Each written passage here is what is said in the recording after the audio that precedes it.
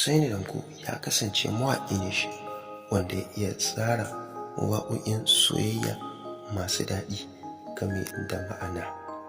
Usaini Danko in dai a fanni ne na buga waƙoƙi musamman ma na soyayya to ya fi ƙwarewa a wannan fanni, kuma mutane da dama suna jinjinawa Usaini Danko. Mun yanzu haka Usaini Danko yana da fans bila adadin, wanda shekaran kansa ba zai iya cewa ga iya adadin wato masoyan da yake da su ba a faɗin Najeriya da ma faɗin duniya baki ɗaya. Usaini Danko mawaƙi ne shi wanda ya jima sosai a masana'antar Kannywood yana harkar waƙa, domin akwai waɗanda za ku yi tunanin cewa sun fi shi daɗewa, amma a zahirin gaskiya dai fasihi kuma haziƙin mawaƙi wanda aka fi sani da suna Usaini Danko ya fi su daɗewa a masana'antar Kannywood yana harkar waƙa, domin a cikin manya-manyan ma jarumai da ka sani a masana'antar Kannywood a yanzu haka to akwai yaran Usaini Danko a cikinsu.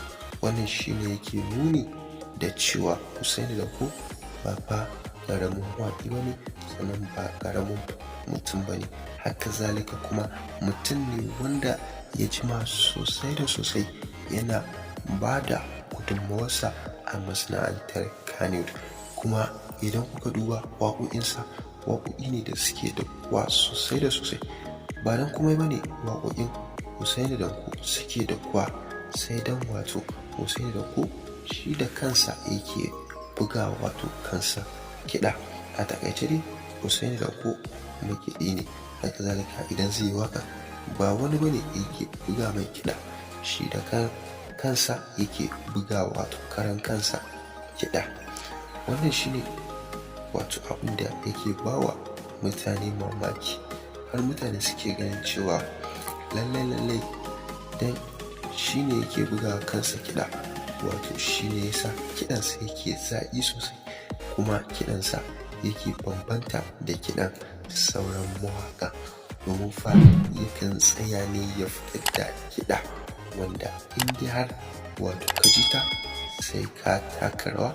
A taƙaice dai wato sai ka danse.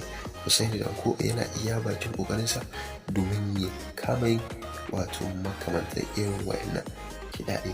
Ko a yanzu haka idan ka je ka saurari wato waƙoƙinsa za ka fahimci abin da muke wato gaya maka, ko kuma in dai har ka jima kana bibiyar wato Usaini Danko ba yau ka fara ba, to na tabbatar da cewa already ko da ban gaya maka ba ka riga da ka sani.